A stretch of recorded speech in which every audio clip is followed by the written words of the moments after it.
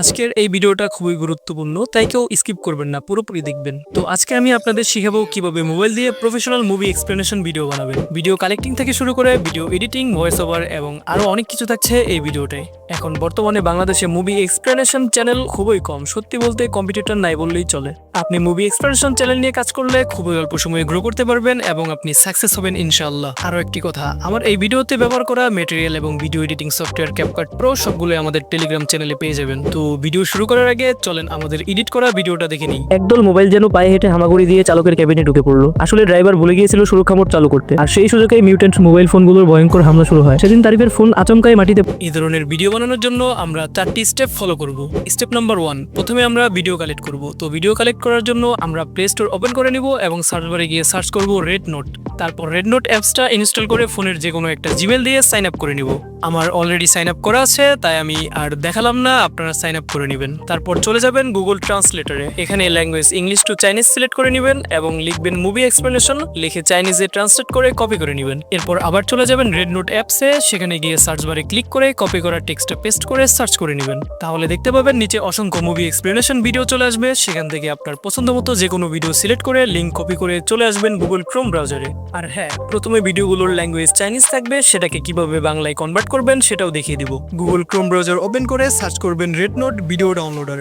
এখানে অসংখ্য সাইট চলে আসবে, আপনারা নিচের দিকে স্ক্রল করে এই সাইটে ঢুকে লিঙ্কটি পেস্ট করে ভিডিওটি ডাউনলোড করে নেবেন। স্টেপ নাম্বার 2, এখন আমরা এই চাইনিজ ভিডিওটাকে বাংলায় কনভার্ট করব। তো তার জন্য আমাদের দরকার আরো একটি অ্যাপস। তো আমরা আবার প্লে স্টোর ওপেন করে সার্চ করব সাউন্ড টাইপ AI এবং এই অ্যাপসটি ইনস্টল করে নেব। তারপর আমরা অ্যাপসটি ওপেন করে নিব এবং প্লাস আইকনে ক্লিক করে ইম্পোর্টে ক্লিক করে ল্যাঙ্গুয়েজ ইংলিশ থেকে চাইনিজ সিলেক্ট করে নিচের ভিডিও আইকনে ক্লিক করে গ্যালারি থেকে ভিডিওটি সিলেক্ট করে সাবমিটে ক্লিক করব। তাহলে আপনি কিছুক্ষণের ভিতরেই চাইনিজ ভিডিওর ভয়েস ওভার স্ক্রিপ্টটা পেয়ে যাবেন। তারপর উপরে টেক্সটের উপরে চাপ দিয়ে ধরে রেখে সিলেক্ট অল করে কপি করে নেবেন।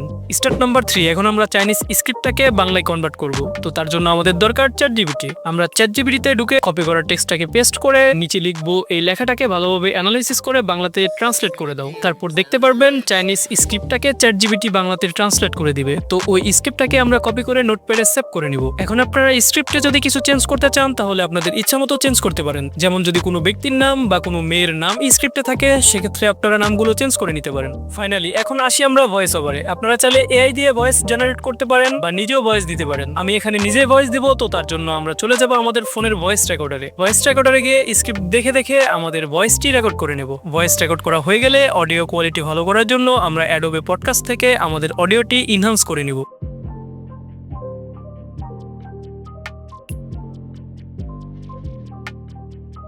স্টেপ নাম্বার 3, আমাদের ভয়েসটি ইনহ্যান্স করা হয়ে গেলে আমাদের ভয়েসটি প্রফেশনালি এডিট করব। তো তার জন্য আমরা চলে যাব প্লে স্টোরে গিয়ে সার্চ করব গোল্ড ওয়েব এবং এই অ্যাপসটি ইনস্টল করে নিব। এখন আমাদের বেশি কিছু করা লাগবে না, শুধুমাত্র 3টা সেটিং করলেই হবে। তো চলেন সেই 3টা সেটিং দেখে নিই। তো তার জন্য আমরা গোল্ড ওয়েব অ্যাপসটি ওপেন করে নিব এবং উপরে ইম্পোর্ট লেখায় ক্লিক করে ফাইল থেকে আমাদের ইনহ্যান্স করা অডিওটা সিলেক্ট করে নেব।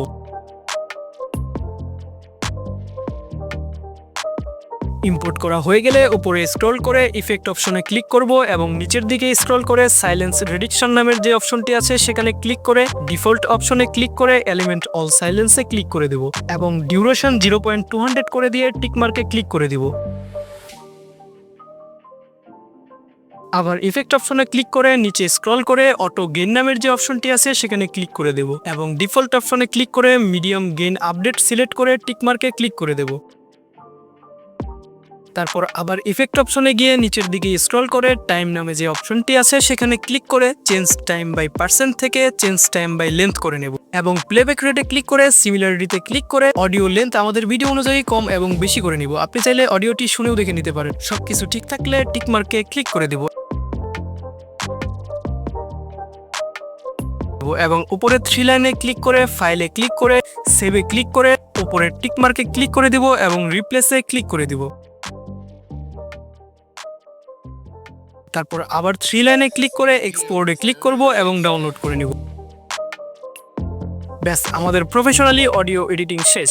স্টেপ নাম্বার 4, এখন আমরা প্রফেশনালি ভিডিও এডিটিং করব। তো তার জন্য আমি ইউজ করব CapCut। তো তার জন্য আমরা CapCut ওপেন করে ভিডিওটি ইম্পোর্ট করে নিব আর এক্সপেক্ট রেশিওতে ক্লিক করে 9:16 সিলেক্ট করে নিব। তারপর আমরা ভিডিওটির অডিও এক্সট্রাক্ট করে নিব। এক্সট্রাক্ট করা হয়ে গেলে আমরা আমাদের এডিট করা অডিওটি ইম্পোর্ট করে নিব এবং কথা অনুযায়ী ভিডিওটা এডিট করে নিব। আপনি স্পিড করে করে ভিডিও ফাস্ট এবং স্লো করে দিতে পারেন আপনার ভিডিও অনুযায়ী।